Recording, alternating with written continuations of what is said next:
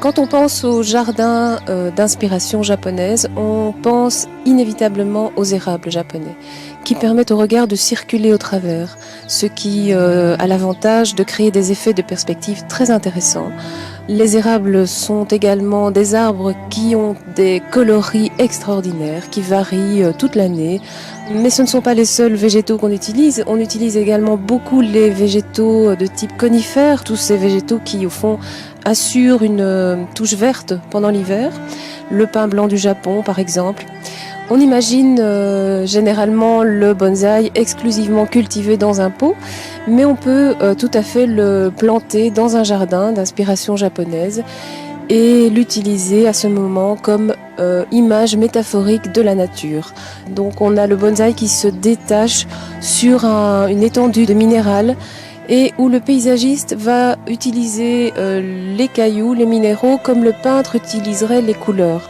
Il va s'en servir pour suggérer des choses différentes. On va évoquer comme ça de l'eau comme la mer, ou de l'eau en mouvement comme la cascade, la rivière. On va également évoquer des rochers, des montagnes, et on va donc travailler dans une dimension qui inclut également le mouvement ou l'immobilité.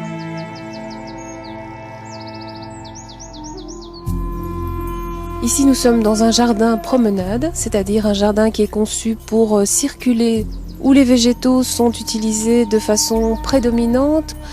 C'est un endroit où on crée plutôt la surprise à chaque détour au lieu de voir tout le jardin d'un seul tenant.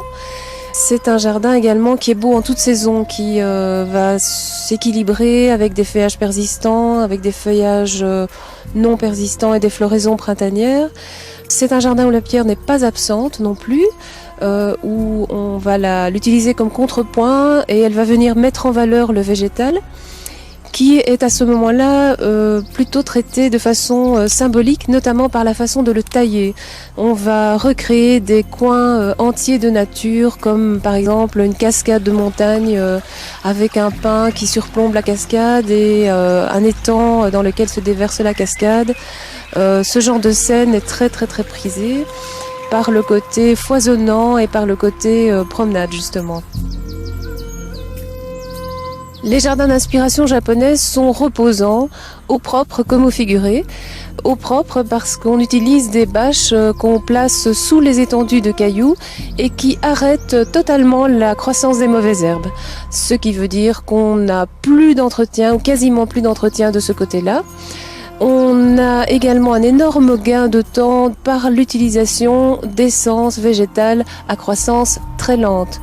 Et on ne doit pas les tailler en permanence pour qu'ils gardent la forme, ils la gardent relativement naturellement.